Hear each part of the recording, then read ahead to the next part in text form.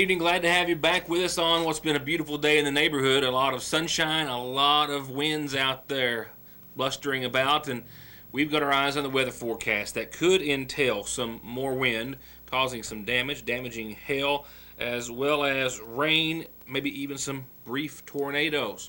All a possibility for this evening, and not good timing with the overnight hours. We'll outline your forecast and the chance for some severe weather fueled in part by some low pressure, a lot of it, in just a few moments.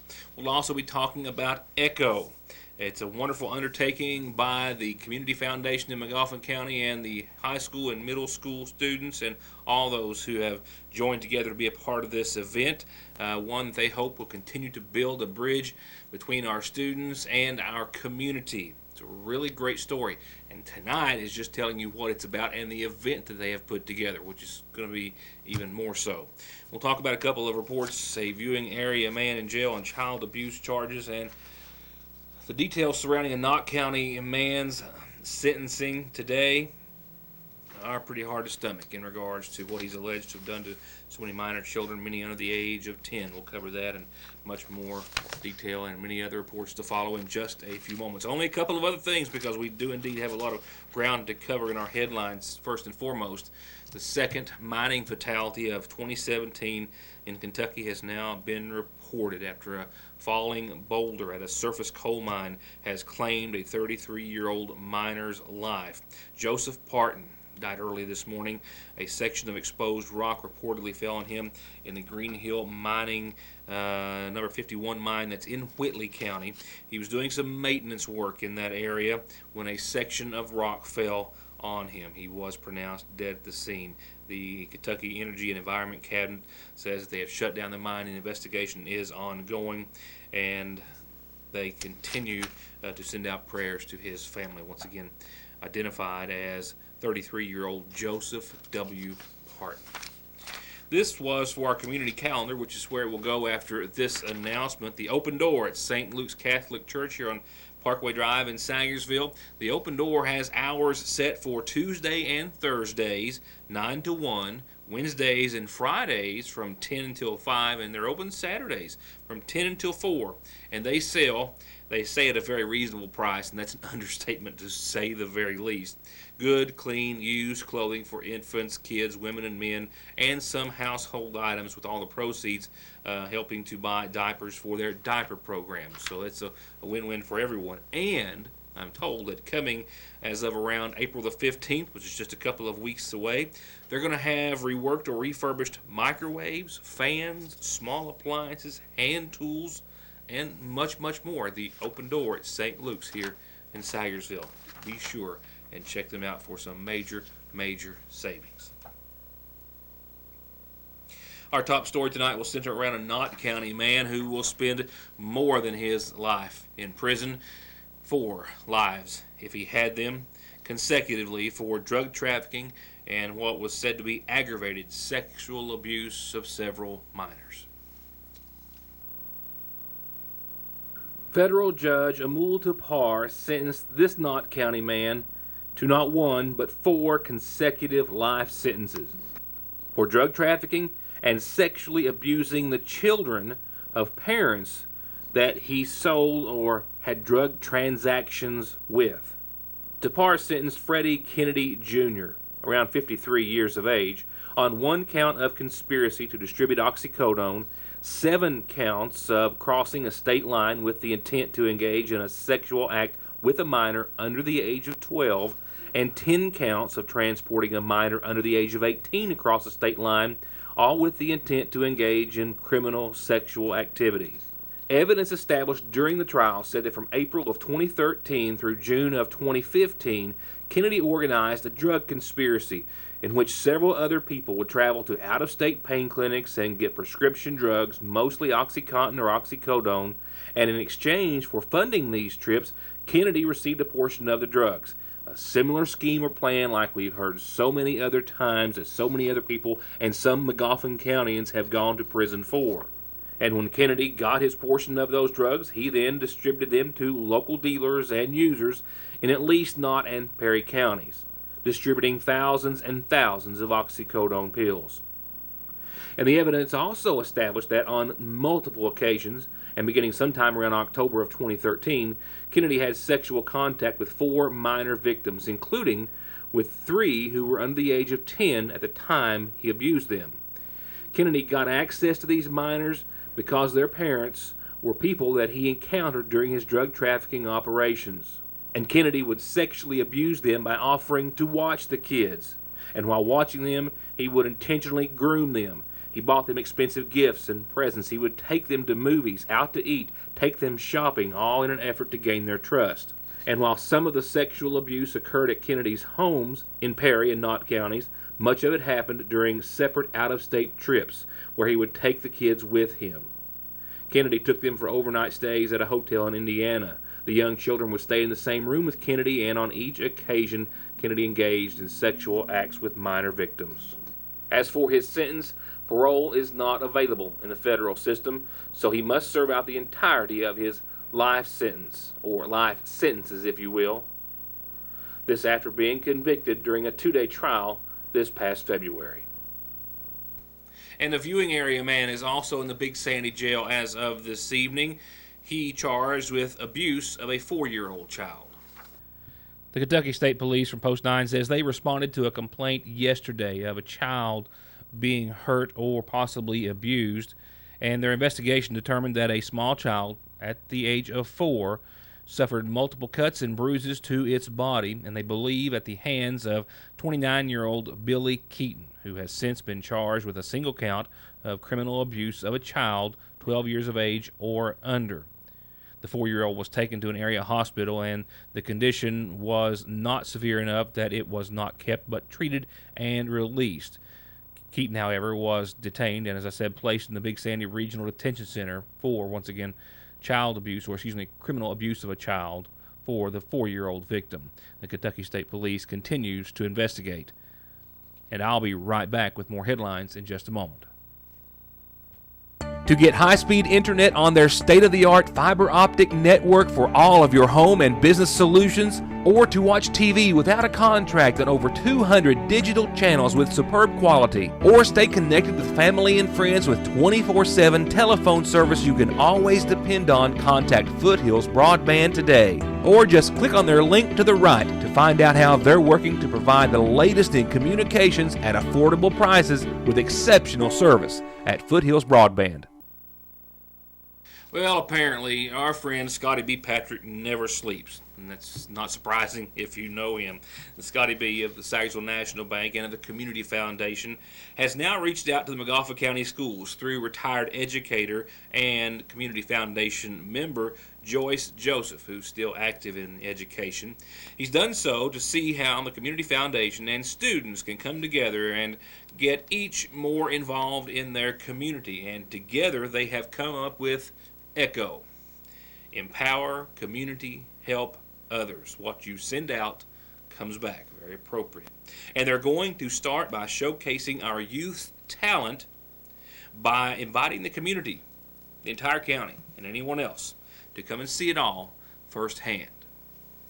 We discussed how we could get our high school students and our middle school students, any of our students, involved more in giving to the community and understanding what the Community Foundation is about. And that is kind of our theme, to teach the children that they can give back by using their talents that they have. Joyce came and met with me, and it tied into what I wanted to do as a new superintendent. I want our children to understand that there's more to community rather than just living there, and there's a part of being part of the community. And when you look at how we approach the community when it talking about funding and things to try to make money to do certain things with, most of the time when our students are going out, they're asking for support, doing fundraisers or something like that. So I wanted our students to be able to do something a little different rather than asking all the time. I wanted them to be able to give back. And my hope for this project, and I want to commend our teachers and staff on coming up with some of this stuff with Joyce and ECHO. I love the theme, is that this is not a one-year thing. We want them to continue to be a part of the community, because the only way that we can change culture, and I'm not saying we have anything wrong with our culture, but I want our students to be able to be proud of where they come from and to be a part of that. and is to invest in our community. And our schools are a big part of this community because every family somewhere or another is attached to the school. Grandchildren, children, or someone's went to school in McGoffin County. And to build, or maybe I should say to extend, that bridge between students and their families and community, they're going to start with the McGoffin County Talent Expo on April the 13th with the Echo Showcase, featuring everything from school choirs, arts, nursing and welding students and projects, gifted and talented, dance, and more. There will be a showcase beforehand that starts at 6:15, and all the open areas here will be different things going on, different talents, different aptitudes being shown, as people can come tour the school, see what we have, and see what the students are doing before the show starts at 7. Additionally, student groups from the middle school and the high school will be here to perform, whether it would be cheerleading, dance, drama and theater production, the band, a multitude of groups that will display their talents. The actual show will start at 7 o'clock in the high school gym. There will be an intermission. We will be selling concessions. Admission will be $2 for adults and $1 for students. And in addition to the groups that I've mentioned, the 4-H youth programs and their competitions that they have participated in and won, they will be here. In addition to some very special students that have had books written and published right here at the high school level. They'll have their display set up. The academic team from the middle school who participated at the state level just recently will be here.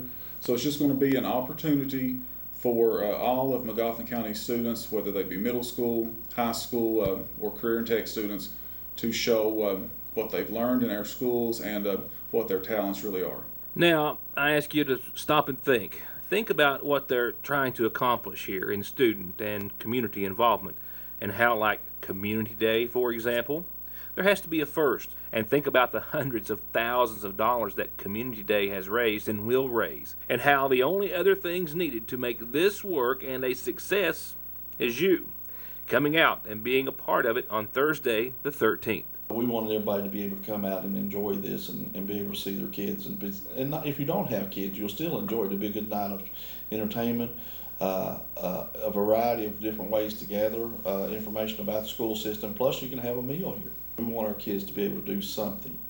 And we just want a project where it's visible and seen that they had a part in it. And hopefully it's something, and we, like I said, this will change each year. Hopefully they'll come up with different projects and different things each year to where they can evolve and expand. And right now we're in baby steps. We're just trying to figure out and get our footing. But I think with the work that the high school staff and middle school staff's done, and Mr. Meadows and his administration's done here, along with the countless hours that Joyce and poor old Phillips had to endure, it's been a blessing to see everybody come together. Now, how well it turns out, we're praying about that, because we need people to come out and enjoy this. And then from there, we'll make decisions on how what kind of project we're going to do within the community. Any way you look at it, all signs point to a groundbreaking good time at the McGoffin Talent Expo. In the meantime, you'll be seeing these signs and flyers posted all over McGoffin County, and catching this clip produced at the McGoffin County High School.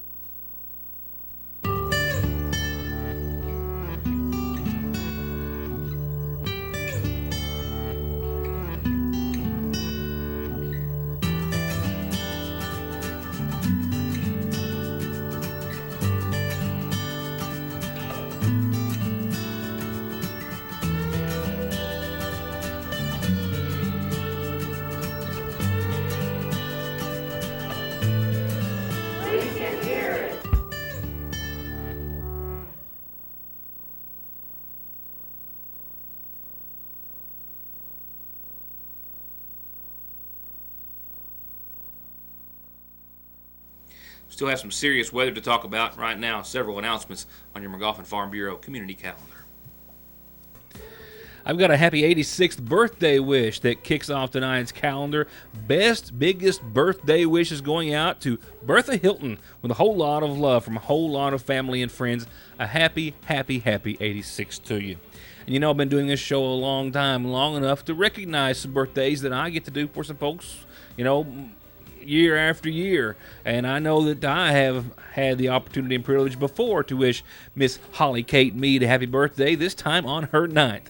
With a lot of love for Mom and Dad, Will, Granny, and Pa, and Margie. Happy, happy, happy birthday to Holly Kate. Happy 9th birthday, Holly Kate Mead.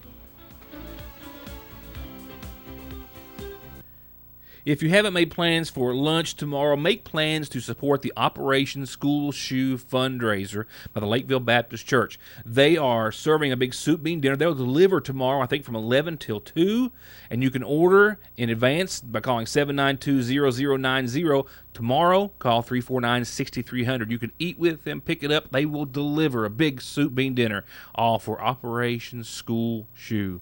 A big church yard sale this Saturday. It's hosted by the Living Water Pentecostal Church, but it's going to be here in Sayersville on Parkway Drive at the McGoffin County Water Department there. So easy to get to, and a big yard sale, I'm told. A little bit of everything, well, a bit of everything at the Living Water Pentecostal Church yard sale. That's Saturday. My apologies. It's not Friday yet. That is Saturday, 9 till 4. The Extension Service has sweet potato slips available. Go ahead and call to get your order in. A beginner's sewing workshop that starts next Wednesday and meets for the next several Wednesdays, 10 till noon. And call to find out more about 4-H Camp, which is June the 6th through the 9th at 349-3216, your local McGoffin County Extension Agency. I'm about to cross a couple of announcements here. They're picking and grinning this Saturday at Kearney Free Will Baptist Church. That's right, starts at 7. Everybody invites you to come on over and join them. They have a good time and a lot of fellowship when they start to pick and grin. And I just found out about this one. So listen up. A big dog show planned for this weekend. Now, this is to help support our own Miss McGoffin, Kyla Page Hale's charity, the Children's Miracle Network. So they're having a dog show in the downtown area this Sunday. Did I already messed it up and say Saturday? This Sunday at 2 o'clock. They're going to have the most beautiful, best costume. They're going to have prizes. It's a $10 entry fee. Promises to be a whole lot of fun, and for one of the most worthy of causes, help support our Miss McGoffin, support the Children's Miracle Network. It's going to be on the grassy lot next to the Sayersville National Bank across from the Sayersville City Hall this Sunday at 2 o'clock. And real quickly, everyone should know by now, if you've got a birthday, anniversary, or an announcement like you just heard, any one of these ways, any way you so choose, they will all work to get your announcement on the show. And turning to funeral service announcements, a reminder of services to be held beginning in the morning at 11 in honor of 59-year-old Eva Lee Bailey Moore of Royalton, preceded in death by her husband Burchell, survived by her son Johnny Moore and daughters Melissa Wallen and Bobby Sue Wallace. Visitation continues tonight and up until services. They start tomorrow morning at 11 from the Sayersville Funeral Home. Burial follows services tomorrow at the Bailey Cemetery on Route 7. 76-year-old James William Porter will be laid to rest tomorrow beginning at 1. Porter from Half Mountain Road passed away on the 27th, survived by sons William Cleve, Ryan Keith, Robbie, and Stevie Porter, and daughter Jamie Lee Porter, and stepdaughters Sandra Jordan, Penny Jordan, and Sheila Ferguson. Visitation continues tonight and up until services. They start tomorrow from the McGoffin County Funeral Home at 1. Burial will be here in Sayersville at the Bluegrass Cemetery. And we've been notified tonight of the passing of 38-year-old Hetzel Brandon Minix of Beatree Road. He passed away yesterday, the son of Hetzel Minix and Bessie Howard Dyer. Besides his parents, he's survived by his sister, Melanie Amber McCarty. Visitation is tonight at the McGoffin County Funeral Home, and I'm told that graveside services will be held tomorrow afternoon at 4 at the Howard Cemetery at Swampton. And lastly, this Thursday, 81-year-old Carolyn Sue Carpenter Cravens of Lexington passed away on Monday, the daughter of the late Virginia Howard Carpenter and the late Luther Green Carpenter. She survived by her son Al Cravens and a sister Charlotte Carpenter Thompson. Formerly in McGoffin County, she served for several years on the board of directors of the Sayersville National Bank. Carolyn always maintained her interest and love for her town and her county. And I'm told that private burial services are going to be held here in Sayersville at a later date.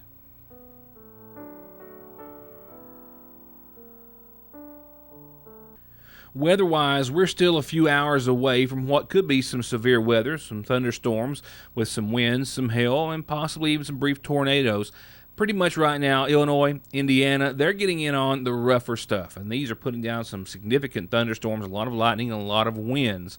We're seeing winds pretty steady out there today, and we'll see those continue, and when that line makes its way into the viewing area, those will certainly increase and could be damaging at times should this line intensify as it progresses into eastern Kentucky. So as I leave you now at the 6 o'clock or 6:30-ish time frame, our advice is you'll be watching the weather, I assume.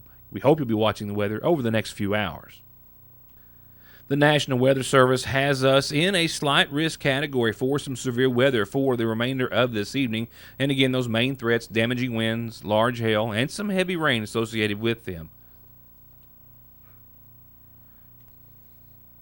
Just during the afternoon, I've been seeing winds kicking up of 16, 18 miles per hour. One right now just around 2 or so barely moving.